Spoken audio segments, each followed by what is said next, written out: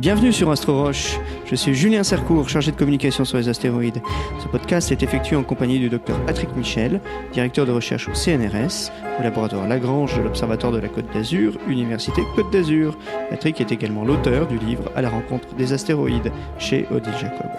Ce podcast est dédié aux astéroïdes, à leur importance scientifique et aux moyens de se protéger du risque d'impact, autrement appelé la défense planétaire.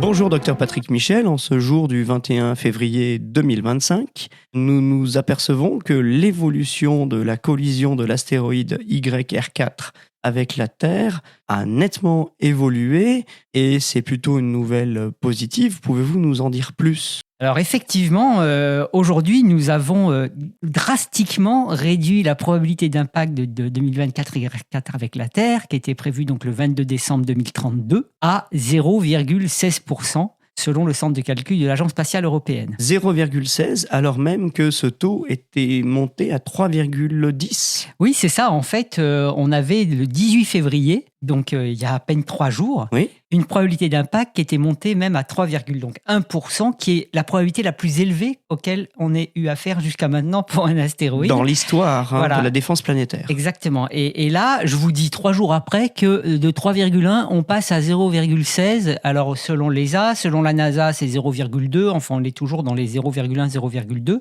parce qu'ils ont 2 méthodes indépendantes pour l'estimer. Et comment est-ce que c'est possible ? C'est évidemment la question, comment ça se fait qu'en à peine quelques jours, on passe d'ailleurs de 3,1, puis ensuite à 1,16, puis ensuite à 1,5, puis ensuite à 0,16%. Il y a eu un petit yo-yo. Qu'est-ce qui se passe ? Voilà. Est-ce que c'est nous qui avons des erreurs de calcul ? Eh bien, pas du tout.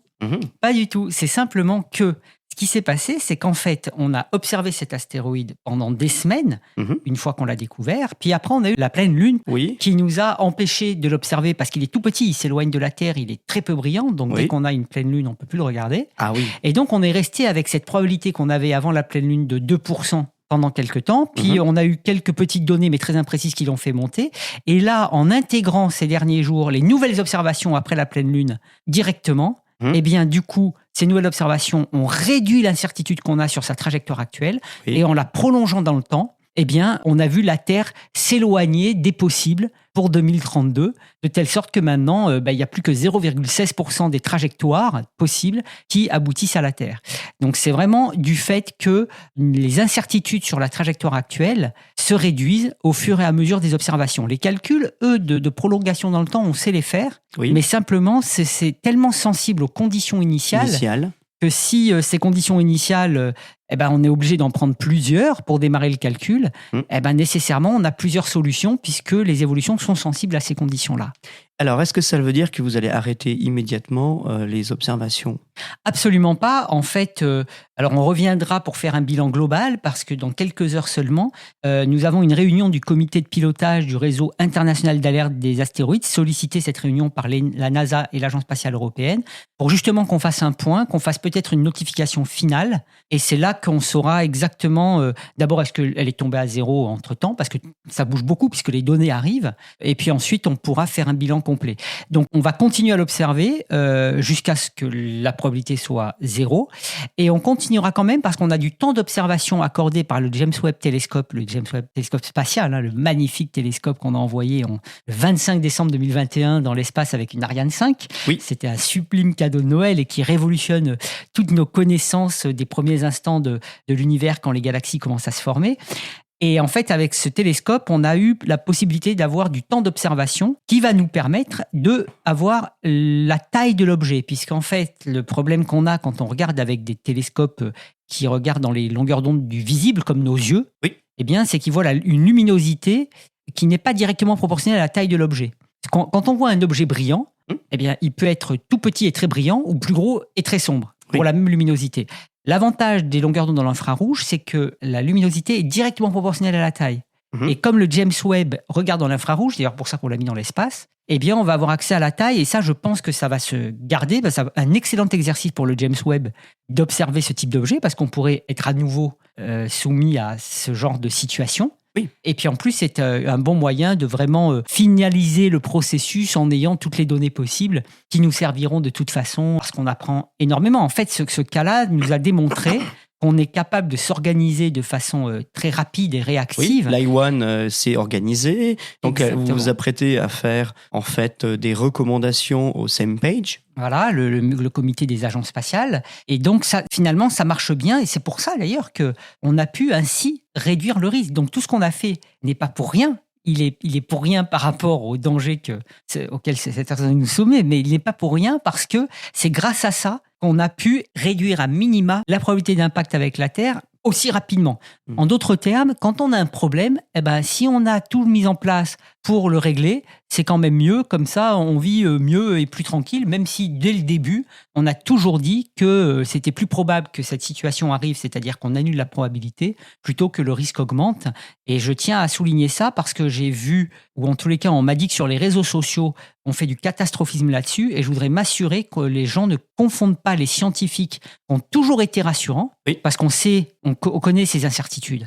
Et on sait comment ça évolue en général. On ne pouvait pas garantir que ça allait s'annuler, mais dans tous les discours qu'on a faits, on était vraiment dans cette tendance-là. Rassurant. Voilà, il faut distinguer le discours des scientifiques qui était rassurant avec le discours de certains réseaux sociaux qui étaient catastrophistes. Nous, on a vraiment toujours joué la carte de la transparence parce qu'on veut expliquer aux gens comment on fait ça. Comme ça, ils savent qu'il y a des gens qui veillent et qui savent ce qu'ils font et qui sont conscients de la situation et la transmettent. Et puis le reste qui dit un petit peu n'importe quoi.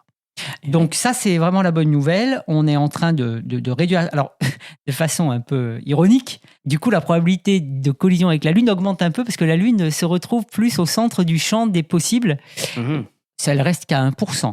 Ah oui. Mais c'est intéressant parce que malgré tout, comme on a cet objectif de mettre des bases sur la Lune, voilà, il faut se dire que la Lune est quand même soumise à ce genre de risque. Et la Lune n'a pas d'atmosphère. Exactement, c'est ce que j'allais dire, encore plus parce que même les plus petits atteignent le sol.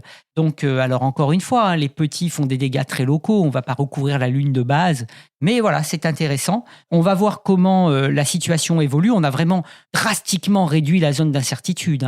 Au départ, elle était de plusieurs centaines de rayons de la Terre. Oui. Et maintenant, on en est à moins d'une centaine. Donc, on est vraiment en train de réduire la zone d'incertitude, fort de ces données d'observation. Donc, merci aux gens qui ont observé, soumis à nos recommandations, cet objet, parce que c'est grâce à eux qu'on a pu aller rapidement et puis pouvoir arriver à peine 2 mois après la découverte de l'objet. Oui, c'est rapide quand même. Voilà, lever une incertitude en 2 mois, grâce à tous les professionnels et les amateurs.